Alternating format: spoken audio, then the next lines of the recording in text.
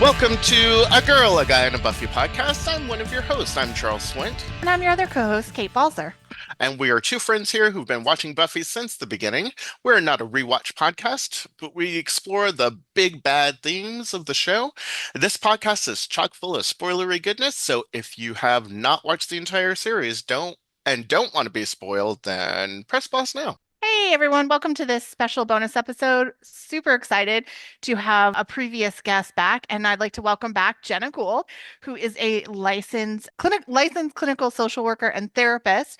And she joined us at the end of the first half of season 3, where we discussed romantic relationships in Buffy the Vampire Slayer. And as we wrap up the second half of season 3, having talked about friendships and familiar relationships, we've got Jenna back to give us her perspective as a therapist on the relationships amongst the friends and family in Buffy the Vampire Slayer. So welcome back, Jenna. Hello. Thank you so much for having me back. I'm very excited to be here. We're so glad to have you back. And again, please remind our listeners about your background and your experience and the focus of your practice.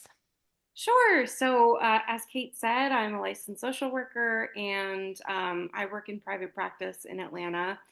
I work with LGBTQ plus communities, adult children of emotionally immature parents, and a lot of issues around perfectionism and people pleasing.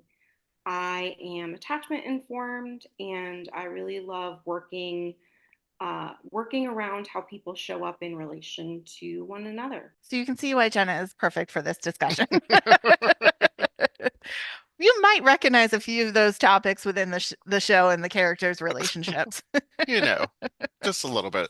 So, moving into our discussion about the family and friend relationships in Buffy the Vampire Slayer, Jenna, how would you define a healthy family familial relationship? Yeah, I think healthy relationships start with being able to communicate and respect boundaries, and that extends to family relationships as well. I think also something that we might touch on later is in terms of like a parent-child relationship, you want to see parents who are actually taking on the responsibilities of parenting. Mm, And I mean, I see a lot of things through an attachment kind of lens, which I know we've talked about before. And that's really important in family relationships because our earliest relationships really serve as a model for how we relate to one another. So if you have a parent who is secure and taking on the appropriate responsibilities that come along with parenthood, then that's gonna help set up children for help having healthy relationships themselves. yeah, that makes a lot of sense. And I can already see the lack of that in multiple areas of the show. Yeah. Mhm. For sure. So that kind of gives us an idea of like already looking at these relationships of how unhealthy I guess they really are, with lack of boundaries, with lack of communication, and I think with lack of understanding the roles Mm. that people are supposed to, how you're supposed to show up and like the roles that you have to play in these relationships. They're all a little bit skewed. They are, and I think I mean, for good reason. Buffy very much takes on the world on her shoulders, and that's a responsibility that extends into all areas of her life. And we even see that in later seasons with Dawn. She really plays more of a parent role to Dawn than a sibling. And I think a big part of that, it's hard to downplay having just the enormous responsibility that comes with being a slayer. And how do you just be a kid when that you can't compartmentalize your life in that way? You can't just be a slayer and then be done for the day. And the apocalypse is not going to come until I clock in tomorrow. Yeah, exactly. Right. And she tries so hard to do that. I mean, like the Yeah, it's first true. season, she tried really hard. I just want to be a normal girl. I just want to do this. And then, I want to like go to the mall, date boys and save the world from unspeakable dangers. I want to do girly stuff. Like she's just trying to be the most normal version, or at least normalize her new reality as much as possible. Yeah, and she gets criticized for it too. It's something that makes her different from other Slayers. I mean, especially, when we meet Kendra, that's a very stark kind of comparison. Mm. And Giles brings this up a lot too. Like, it's like, oh, you're not like other Slayers, you're not like other girls. She she really tries to carve out her own kind of childhood and adolescence, and that's just really impossible with the responsibilities that she has. She grows up very quickly, and she's 15, right, when she's first Correct. Yeah. Yeah. called. Oh, that's still a child. Ooh, I think mean, about who I was at 15. Ugh. yeah, I mean, she's just a freshman in high school. You're barely out of your preteens. Yeah, yeah, so it makes sense why she really takes on that role, and extends it to everyone too, like she takes that role on with her friends and with her family, and very much is the caretaker.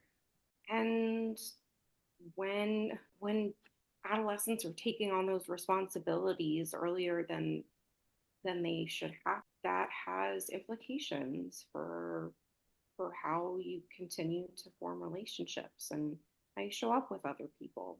Yeah, absolutely. And she's also taking on this like heavier responsibility that adults with more years of emotional experience, emotional development struggle with. So like doing it at 16, you can only imagine. It's not surprising that she really shuts down. Like her response to a lot of that is to keep going and push through it, but really also shut down at the same time. Yeah, because what other choice does she have? Yeah. Well, and it feels like all of like this is her coping mechanism is to try to compartmentalize as much as Hmm. possible because it like that's her coping skill, it seems like.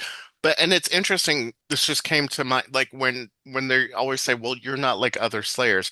When the truth of the matter is no two Slayers are alike, and we saw that. Like we see that each one of them was different. I mean, maybe there was some that were more disciplined, but the ones that we kind of saw in the show were definitely not the same. I'm sure, Slayers weren't supposed to get pregnant and have children, but Nikki did.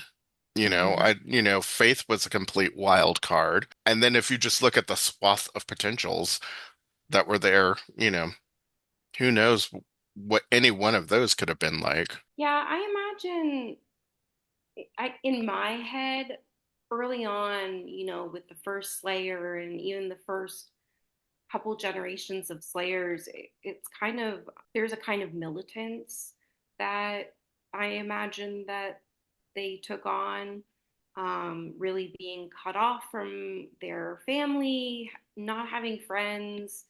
I'm imagining kind of very earlier versions of Kendra, where Hmm. they're really encouraged to distance themselves from their humanity and kind of just be fighting machines.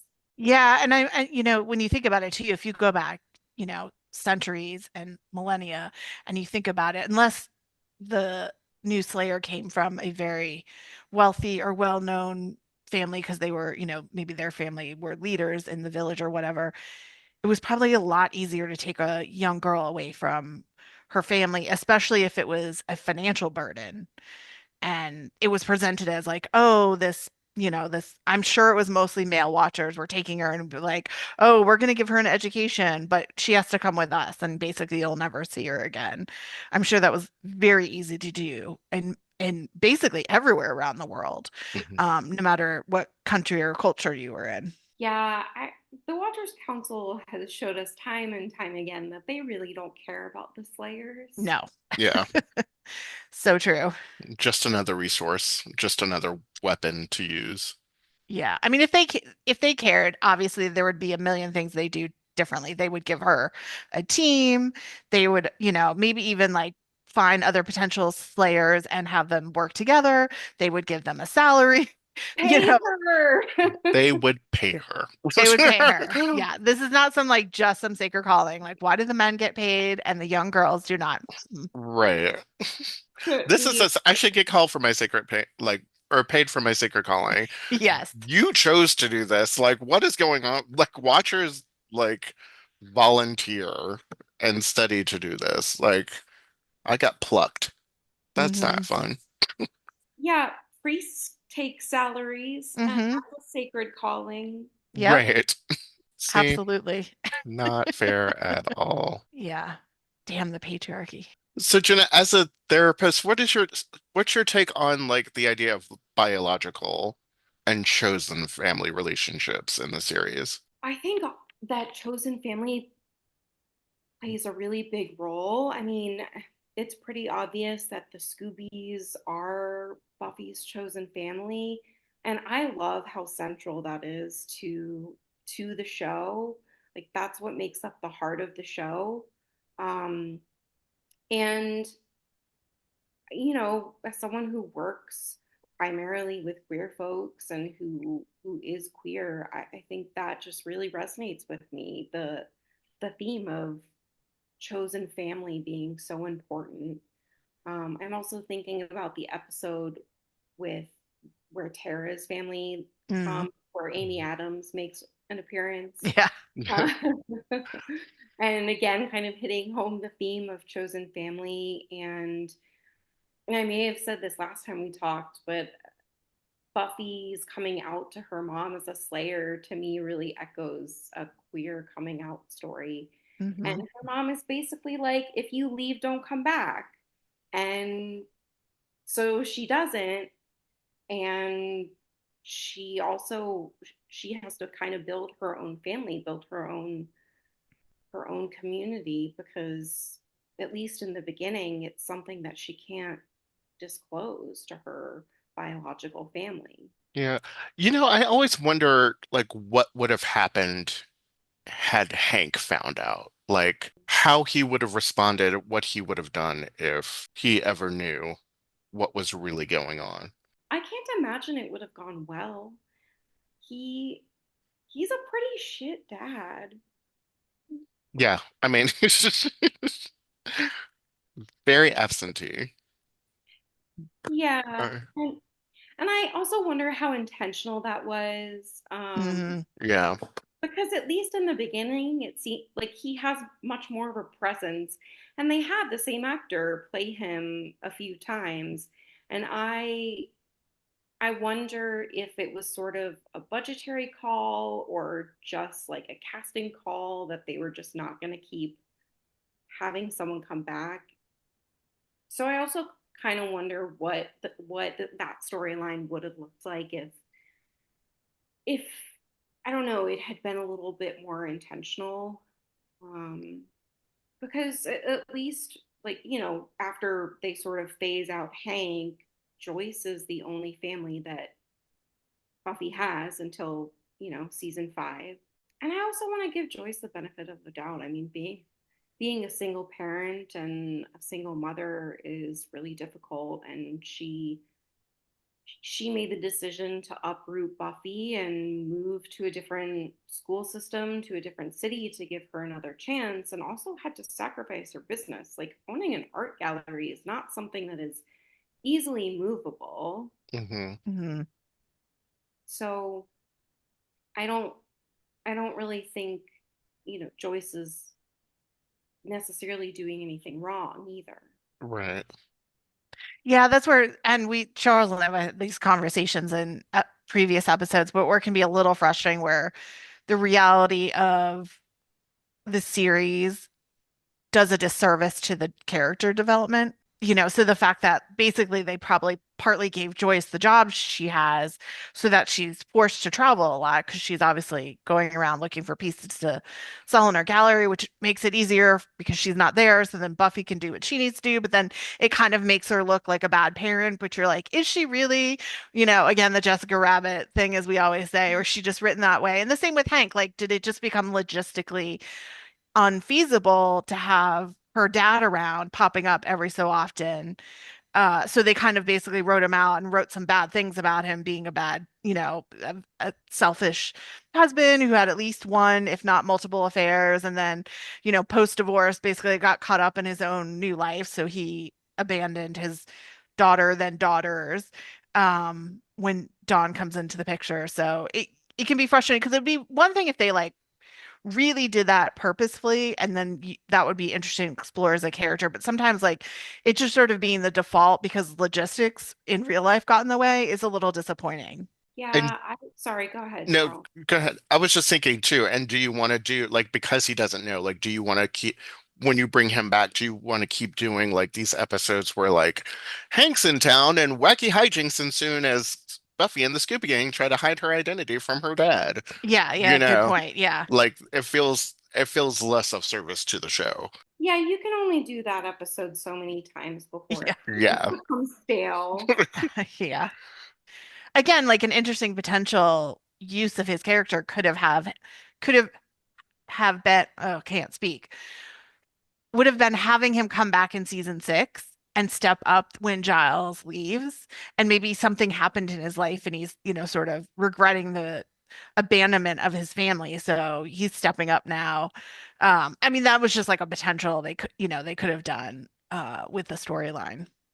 That's true. And the fact that he just continues to be absent in season Hmm. 6, like when Joyce dies and Hmm. Buffy's left to pay the bills.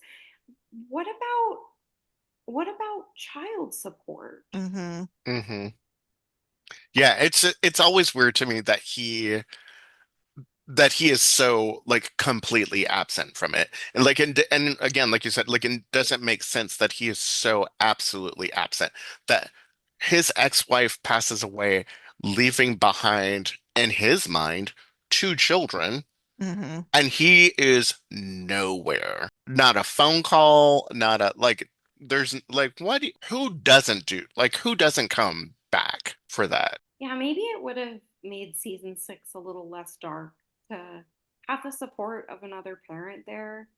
Um, but this, having logistics affect the characters' arcs and story development also, I think, is a big part of the Giles Buffy conflict in Hmm. season hmm 6, and why, I mean, we know Anthony Stewart Head wanted to go back to England and be close to his family, which I get that for him. Yeah. And it also, to me, didn't make a whole lot of sense with Giles' track record in relation to Buffy just being like, I think you're good with all the things that you're going through, and I'm going to go back to England now, actually. You're an adult now. You can take care of yourself. Right. Yeah. You You're don't need me anymore, especially Right. not as a watcher with my years of experience and PhDs or research or I get that your mother just died less than a year ago, yeah. and And you were resurrected. and you were dead and then brought back to life. But it's fine. You're an adult now. You can take care of it. You can take care of yourself. Or at least you got to learn how. I mean, again, getting kicked out of the house again. Like it's just like I don't know. Yeah, logistics interfering with Storytelling. storytelling. Yeah. And kind of yeah, and some of the work yeah, I don't know. There could have been a better excuse for him to leave than 100%. Yeah. I you're an adult now.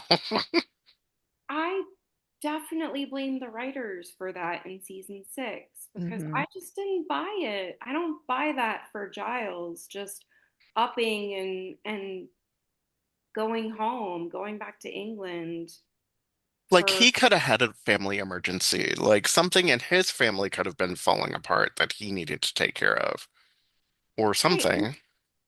and he barely, I mean, I think they speak on the phone a couple times, but it's like they have to call him for some emergency. I just don't buy as Giles him disappearing and mostly cutting off all contact with Buffy. Yeah, Yeah, and the fact that like they couldn't even get him back to come for Xander and Anya's wedding. He's a business partner with Anya, and he left her the store, and right. he's known Xander since he was 16. Like, really? You're not going to show up for their wedding? Yeah. So speaking of parents, switching back to Joyce and Buffy, in the Joyce Buffy relationship, who do you think serves as the mother role? So this kind of relates to what you were saying earlier about, the parent stepping up as a parent. Do you think there was any role reversal or conflict in the role in that relationship between them? There's definitely a role reversal there. I think Buffy really does take on the parent, the mother role there. In the first couple of seasons, she's protecting her identity while also trying to protect Joyce from harm. And it comes off very much as a caretaking sort of role to me, um, because she is quite literally trying to protect Joyce and keep her alive. Hmm. Uh, and we sometimes see small moments where they have what seems like a normal mother daughter interaction, where Joyce does seem to be more of the parent, but I think that's more the exception than the rule. And do you think so? Kind of, going back to your experience and the type of clients you work with, looking at the Joyce Buffy role. Do you think they would have that reverse relationship if Buffy wasn't a Slayer? Do you think that really is the only thing that drives that, or do you think there's more to that role reversal than just Buffy being the Slayer? I think it's Buffy being the Slayer. Hmm. Because in those moments, I mean, it's clear Joyce very much cares about Buffy and wants to care for her like like a child. When I mentioned emotionally immature parents, and in my intro about Hmm. myself, like I work with adult children of emotionally immature parents, and that sometimes that means that one parent is an alcoholic or addict, or narcissist, or has a severe mental illness where they're just really not capable and able to take on the responsibilities of a parent, to give children what they need when they are Hmm. younger, to give them that sense of security and comfort. And a lot of times there's a role reversal there uh, where folks who are not capable of showing up as a parent are asking their kids to take care of them. Like, for example, if you have a parent that's an alcoholic and they're constantly coming home drunk, then often what happens is the kid steps up and is physically caring for the parent, taking on some of the responsibilities that the parent is letting fall through the cracks.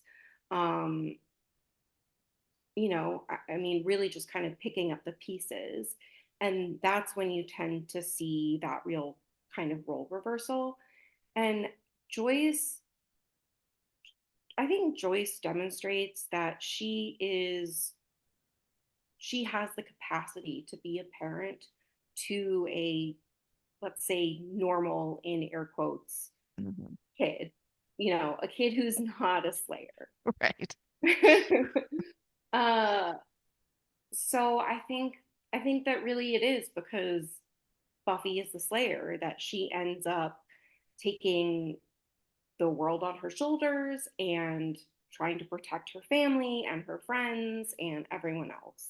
Yeah, for me, I remember one of the moments that most stood out, even on first watch, but definitely on rewatches is and I think we've talked about this before, but when Joyce finds the dead children in gingerbread, and she just has such a like almost childlike reaction, and Buffy like feels so much like a parent in that moment.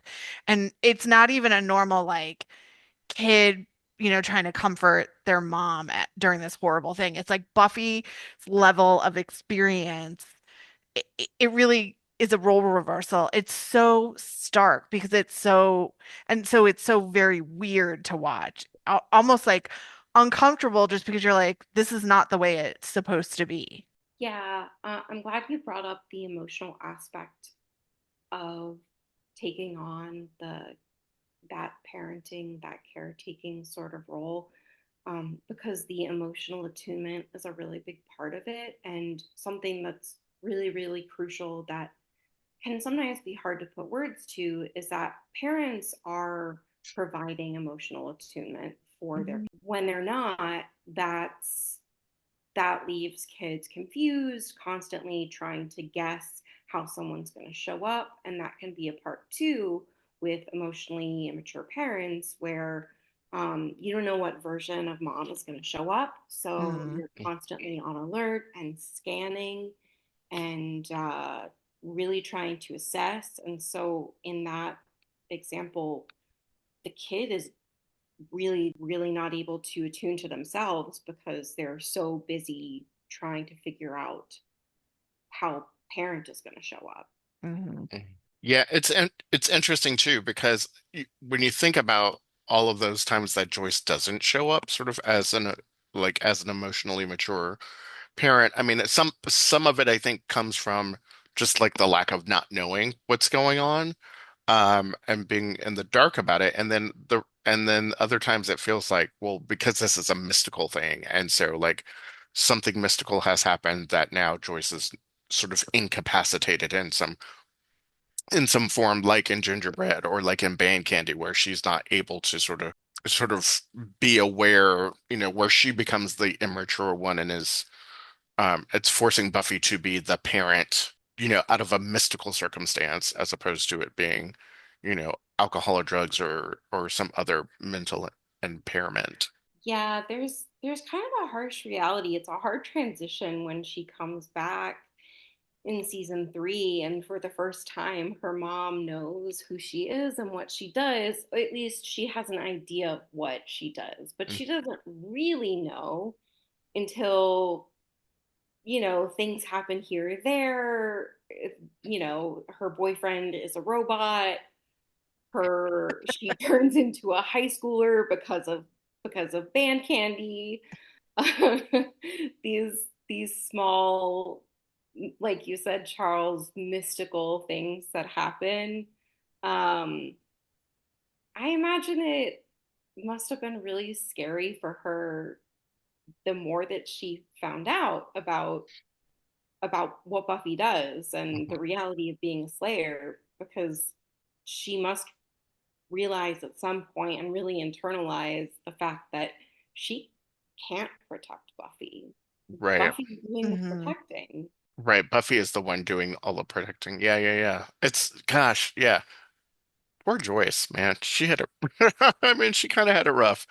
She never, I mean, I think she did her level best, especially after she found out. Like she really tried to be supportive, especially like when Faith comes around and all of that stuff. She tries to sort of get on board and be supportive, a supportive parent. But there's just no way that she can truly know. Yeah, and I think too, I mean, because she finds out so late into the high school years that there's no way really before Buffy, graduates and is off to college, and that relationship was going to change anyway, even if she wasn't a Slayer and went off to college, that there's no way she doesn't really ever figure out how to balance the fact of like in slaying, Buffy really has to be the leader. She has to do things that you wouldn't let a normal teenager, if you were being a good, parent, would let your teen do, but she has to. But at the same time, you still have to figure out how to parent her, particularly, I think emotionally. And so yeah, poor Joyce, she just basically never gets the chance to figure out that balance, if there is any sort of balance to figure out. It's interesting to think about. Joyce is a character I have so much affection for. I love Hmm. Joyce. I get so excited when seeing her for the first time in season one with her weird short hair Yes. and I also love Christine Sutherland, Hmm.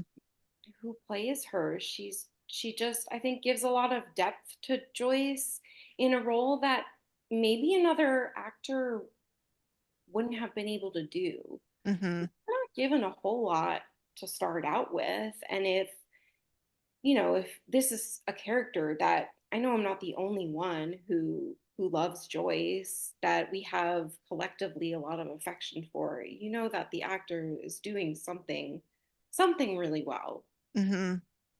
Yeah, it's very well cast. I mean, to bring her on and to have her to be she has such a nurturing spirit about her anyway, just like as a person, it seems like that is like that part is coming through on screen. And so I mean, she has such a difficult role to play in this universe, playing sort of the, quote unquote, for lack of a better word, like the straight man in this world, being like the only person who doesn't really know what's going on for so long and being sort of left in the dark, but still having to be, a nurturer and a provider. And I think it's interesting too, Kate, what you were saying that like after a certain point, we really don't see Joyce parenting Hmm. after she finds out. Like we get less and less of those moments of Joyce being a parent and Joyce trying to set boundaries for all of that stuff because all the boundaries, like everything she's known as a parent, has just gone out the window. And she has to like, she spent all of season one and two like reading parenting books and trying to like establish these, healthy boundaries and all this other stuff. When at the end of the day, the whole like her whole world sort of falls apart and she has to make up her own rules about how to be a good parent. Yeah, it really comes to like a culmination in Band Candy because obviously that's what's happening in Band Candy. They're overscheduling Buffy because they're both, just trying to both, I think, control her from her actions when she ran away, but also like as a way to show their love and concern, meaning Joyce and Giles. But obviously they overcorrect and go too far to the other direction. And it was kind of after that. And I think when Joyce again gets to really see Buffy in action, to take down the demon and save the babies that were going to be fed to the demon, that it kind of is like after that, Buffy, she just kind of is like, okay, my daughter's, grown up and she has this role that no other kid in the world has. And so I think she's just kind of like, okay, I gotta let her do what she's doing. It's not like you can ground her and be like, you're Right, allowed to go to exactly. your room. Exactly. When she literally says it's the end of the world, it means it's the end of the world. Right. I'm As sorry, she you tried to can't tell go her in outside. season one. Yeah. She tried grounding her before she knew. Hmm. Yeah, Buffy was always sneaking out of that one window in her bedroom. Yep. right. Which again, sorry, Joyce. Like, come on. Her window is like right there on like right there with the awning. Like, come on, she's gonna sneak out of that. You should have known better about that. Yeah, apparently she needed to put bars on both the bedrooms because Dawn found her way out too. Oh yeah. Oh my goodness. Well, shifting direction away from family, and discussing the friendships on the show, what makes a good friend? I think just kind of like I said about family relationships, good friendships are made up of being able to communicate and maintain healthy boundaries and being able to respect them. Um, Someone who's gonna help be there for you to catch the pieces when you fall and encourage you when you need some propping up. But I think in terms of, I think to distinguish codependent or kind of enmeshed friendships from healthier friendships, the boundary piece and the communication pieces, those are the big two that are really important. Because we also can't read minds, and Mm. we need to be able to tell people what we need and how we feel, because it's not our friends' jobs to try to figure out what we need. Mm, Yeah. yes. So when we're talking about, so then it makes me wonder, and I guess, I mean, we sort of talked about this, Kate, but I'm curious to, Jenna, what do you think? Were they good friends? Were the Scoobies good friends? Yes, they're not perfect, but no one is. Everyone's human.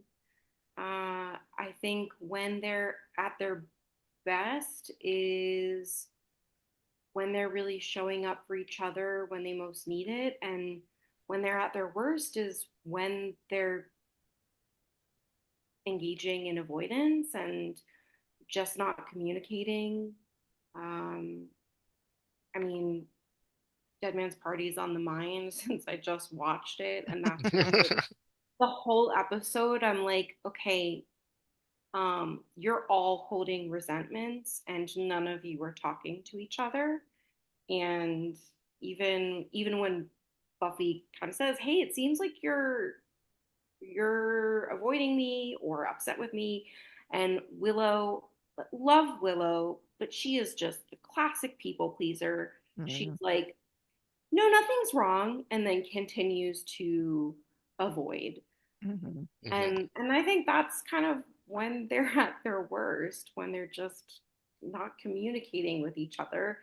And that's also when resentment starts to build up, when we're not communicating what's going on inside, we're not letting each other know what we need, and it all kind of comes to a head either in some sort of, I mean, usually in some sort of explosive way.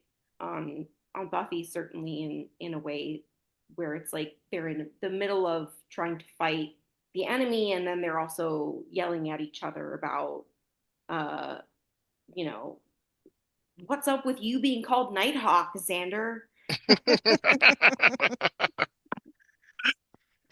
Nighthawk, gross. Yeah, I also think Xander is a real jerk in that episode. I feel like that's a common thing you could say about Xander in those high school years. Yeah, yeah. Um, Not just high school. I think he grows up more than you think he does in those later seasons. I mean, he has a lot of work to do, but I don't know, at least from my perspective, but I mean, he's maybe not as much of a tool, but he yeah. definitely has his moments. Oh yeah. Oh yeah. As we have Right. dissected multiple times for sure. So, Jenna, who do you think is Buffy's best friend? Like, of the Scoobies, who shows up as sort of her best friend? For me, it's Willow. Mhm. Yeah, I think something that complicates the relationship between Buffy and Xander from season one, kind of from the get go, is the fact that he doesn't want her as a friend, and he Mhm. Hmm. he has this idea that he's been friend zoned, where he really wants more than that.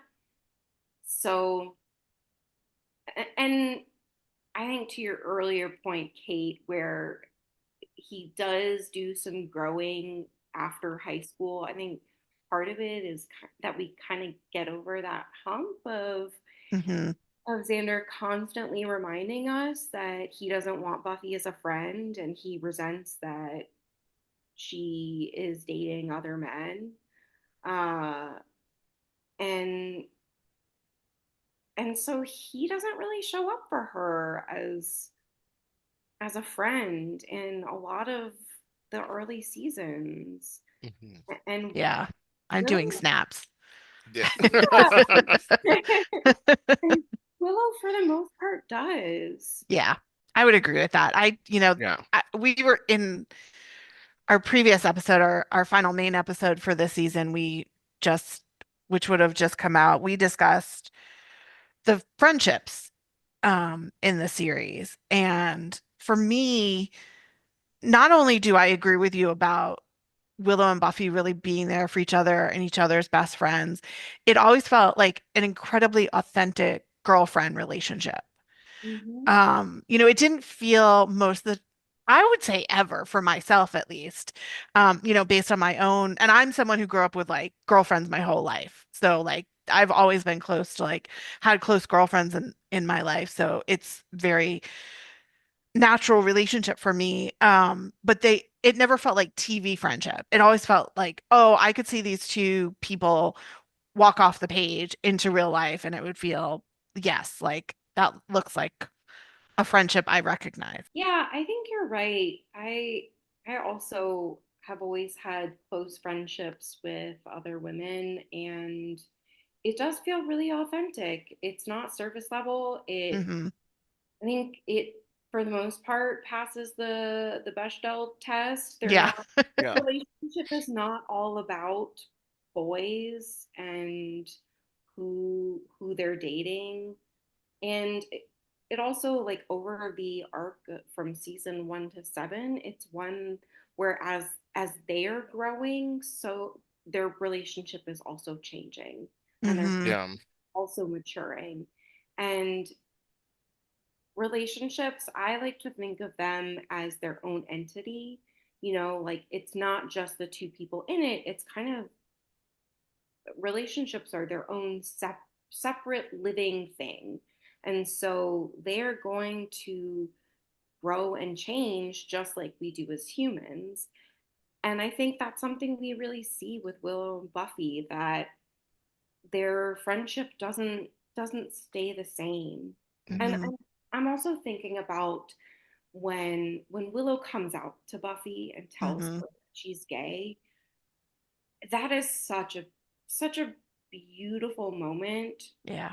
where at first, Buffy is she's trying to digest it in real time, and you see it, and she's like, "That's great, Will. Right. Oh, Yeah, that she is keeps saying your great, name. Right. Will." Will. Saying her name, and Willow's like, "You're freaking out," and she's like, "I'm sorry. I don't want to be freaking out. It's just, I'm just digesting, and it's different." And I think that's really telling about the nature of their relationship and their friendship. Yeah. And there's also too like there's a lovely moment to sort of talk about the evolution of their relationship in season five, Tough Love. Like once, there is this tension that's happening between them about, taking care of Dawn and the pressures and all of that stuff, and Buffy feeling the pressure of having to take care of Dawn, and then and Willow not understanding that, and that causing some tension between the two of them. But then when Tara gets her mind, you know, sucked by Glory, like at the end of that episode, they're all sitting there on the bed and there's this understanding and there's this like look of when she's like I can take care of this, I can do this, and Buffy's like I know you can, and they have this sort of moment of understanding each other again and like coming back and seeing each other. And to me that is just, it's such a great moment. It's just such a lovely moment of like I understand you, you understand me, and I've got you in this moment too, like we can support each other through this really, really difficult time because everything is different now. Yeah, that's a really good example. I also think, I was just thinking one that doesn't get discussed all that much is also when Buffy steps up for Willow after she goes on that magic OD with Rack and drives the car and gets Dawn hurt. And yet she still takes her in and helps her. I mean, especially she got Dawn hurt. She did the one thing that like Buffy strives to prevent from happening, whether it's reasonable or not, but is to keep Dawn completely safe. And yet, I mean, she rightly could have kicked her out and said, you need to go to your parents for help. You need to go to Xander for help. Like, I can't do it right now. Plus, I'm suffering through my own depression and trying to get back into life after, being in heaven and resurrected. And yet she doesn't. She's still there for Willow in that moment.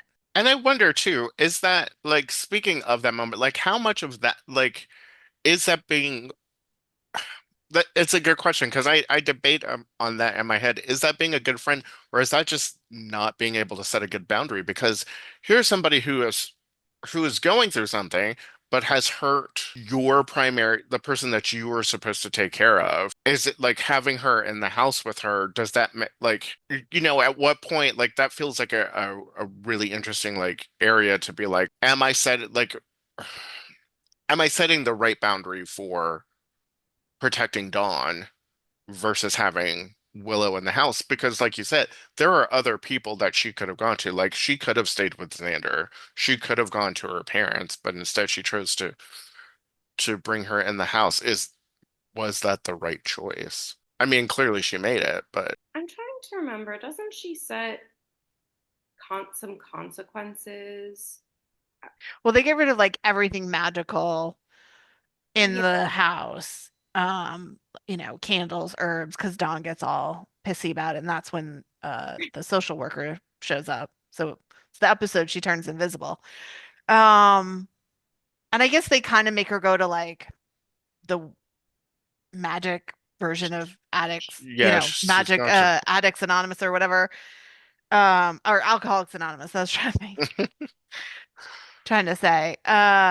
But other than that, and they just basically tell her to quit cold turkey, which I'm not saying they like give her the right advice, but that's what I remember from Yeah, how they handle the situation. there really aren't any consequences, and there's no like, and if you do use magic again, then you'll have to leave. There's nothing that's stated that that's even an option. yeah, this is where the magic addiction metaphor Yeah. starts to unravel. Yeah.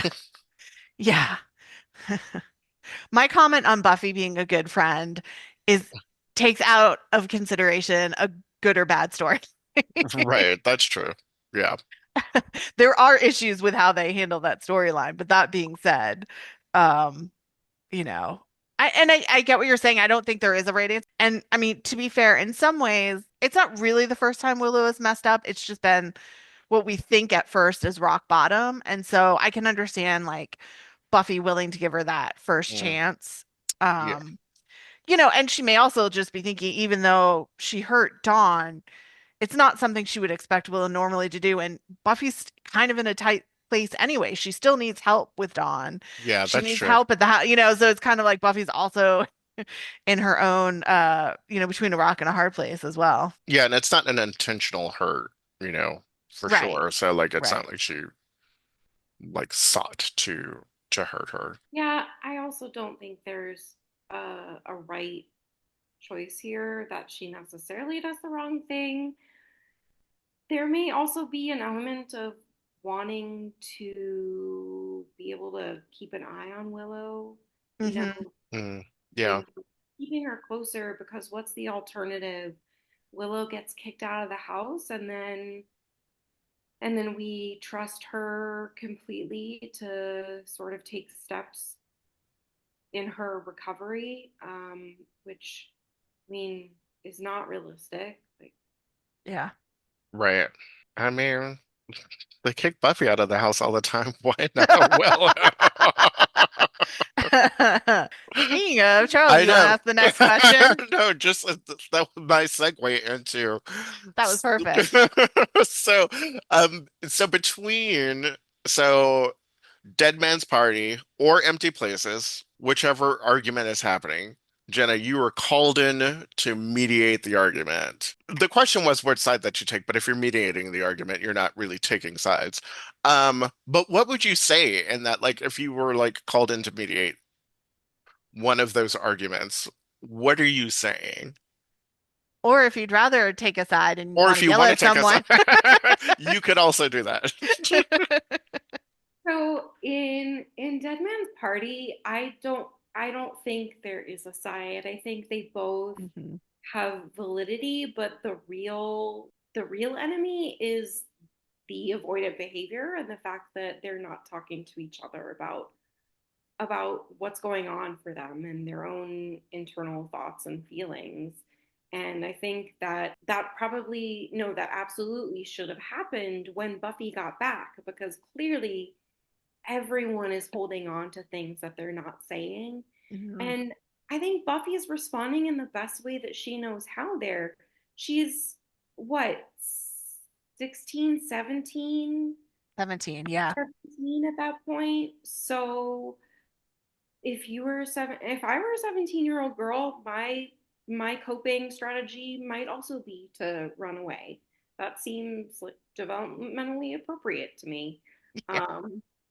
So I think if I were called in to mediate that, my job would really be to tease out that information from everyone. Like, okay, tell me your perspective. What's going on for you? What are you not saying here?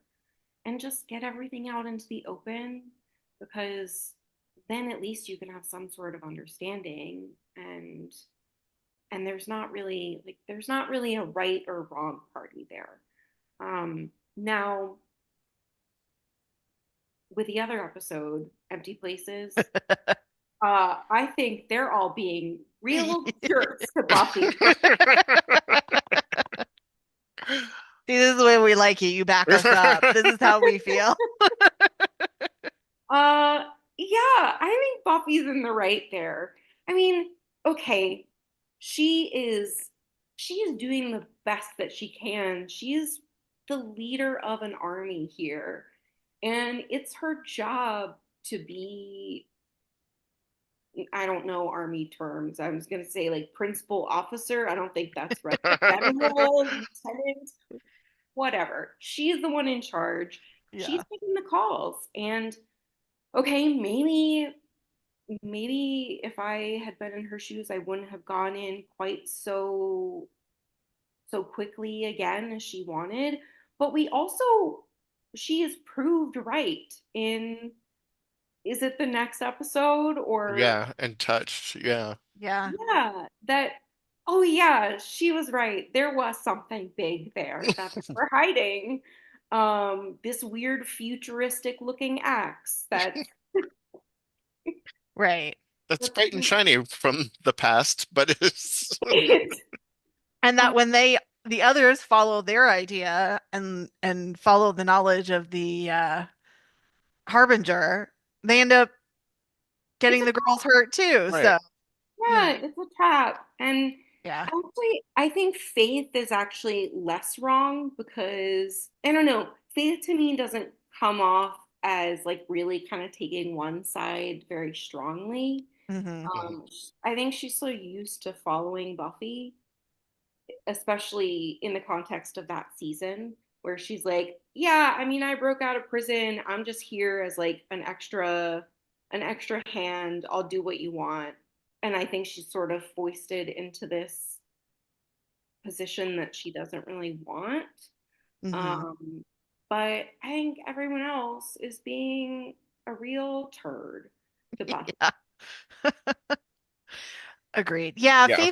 Faith's role in that whole situation didn't bother me. I felt like she was just trying to do the, do her best in a bad situation that she sort of walked into this hornet's nest that I mean, she and Buffy still have their own stuff to work out, and I think she recognizes that, but she's not jumping on the bandwagon.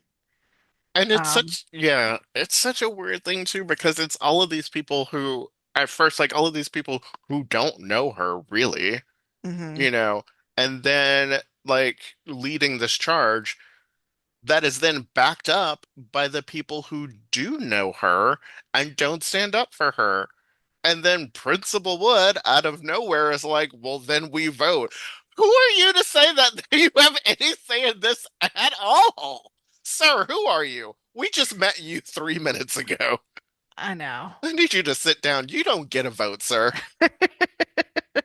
Just because your mother was a Slayer. Right.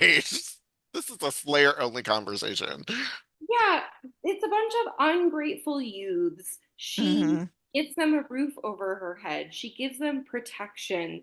She starts training them. And how do they repay her?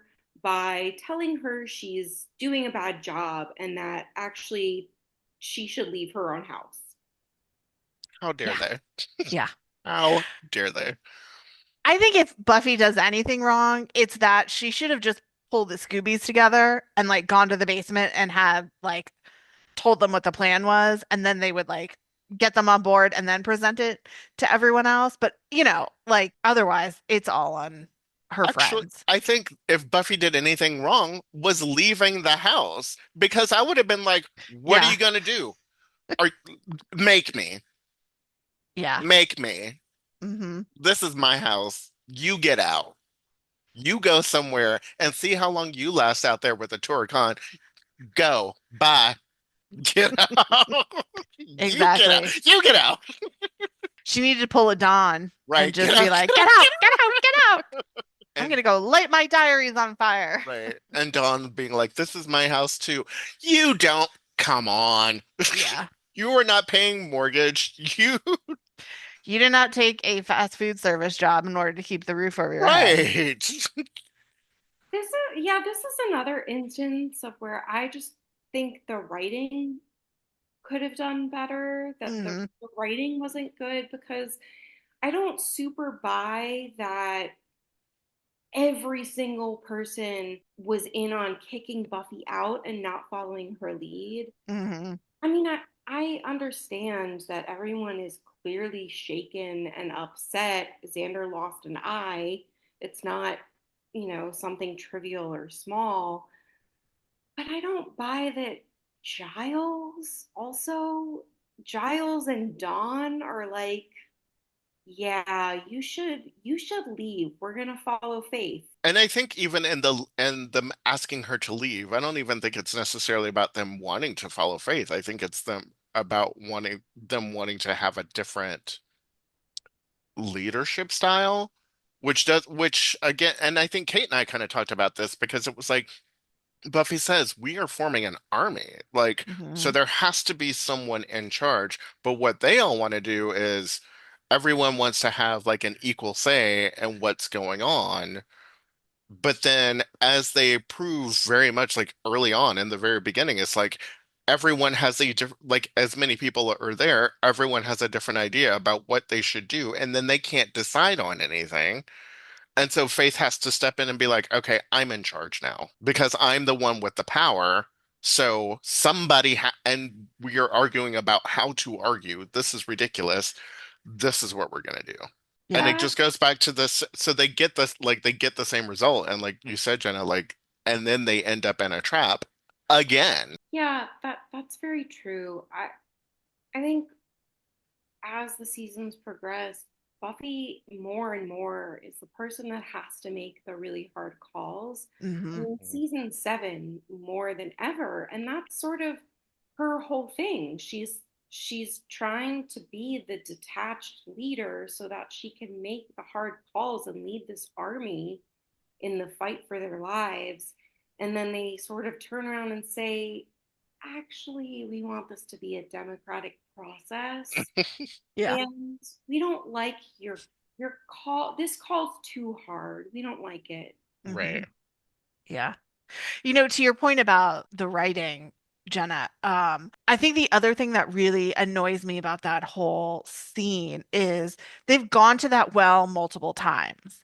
It's like every time we get to a certain point, where things are really tough and emotions are running high, then the core Scoobies, fight internally. And it's like, do we really have to go there again? Yeah, that's a really good point.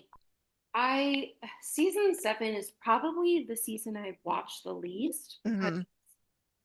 I I just wanted it to be better as the last season of the series. Hmm. And a lot of the writing feels sort of clunky to me. The storytelling feels clunky, and Hmm.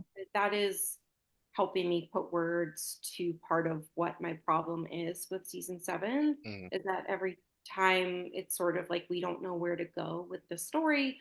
okay, the core Scoobies, they're going to fight and have conflict, and then it sort of spreads out into affecting everything else. I wonder too if that fight keeps coming back up again because they've never resolved the issue the first time. Like every Mm. time they start to have a conversation about it, something bigger happens, and then they put that aside to face that thing, and then they never go back again to really get rid of the resentment part of the power struggle that they all go through. Yeah, that's a really good point because that is one of the things that really, in addition just to the scene itself that ticks me off about Empty Places, is the lack of resolution and how they just like come together and they're like, oh, now we like Buffy's idea and let's go down and fight in the Hellmouth. And, oh, we repeat the cute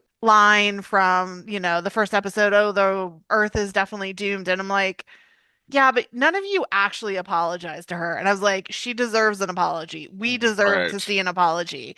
Like, it didn't have to necessarily be a big thing. Because, yeah, I get it. You don't have time to deal with this now, as you just spoke to, Charles. But it doesn't mean there couldn't have been like a scene where they apologize. I think she even like starts to kind of stop them. Like, they should have been like, no, we owe you this.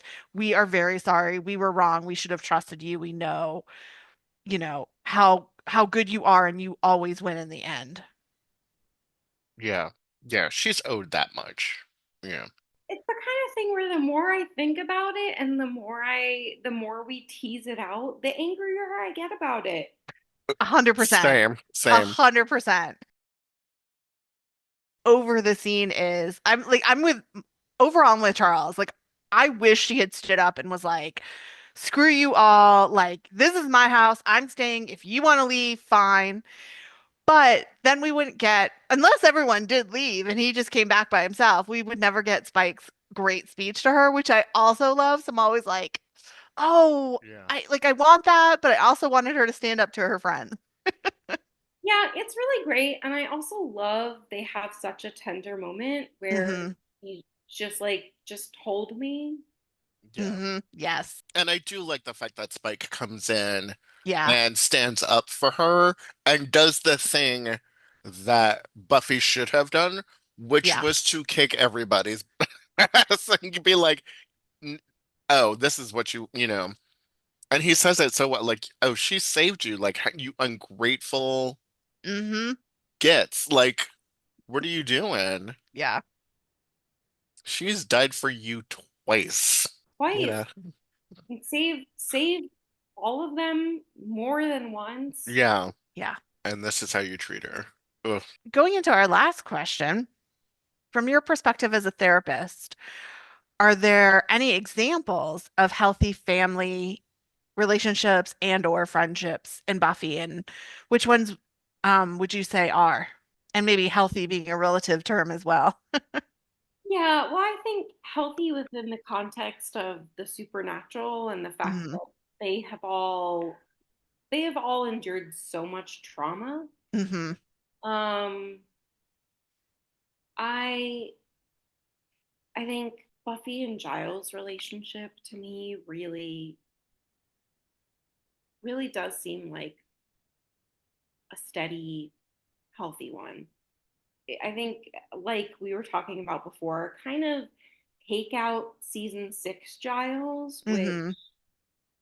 which doesn't make sense, is out of character for him anyway, and it's just a really consistent relationship. Like the way that he shows up for her and the way that she shows up for him, I think is just so sweet and special um and there's a lot of the typical things that come with a parent child relationship. There is the disappointment that she can see in his eyes, and the frustration and the like, why won't you just do what I tell you to do? um but all the sort of remarks that Giles says, in the early seasons about her taste in music aside, um, that that one stands out to me. I think this is controversial, but I also like the Buffy Dawn relationship. Oh, me too. I'm with you. Oh yeah, that's a good one. Um, it especially while Joyce is still there and Hmm.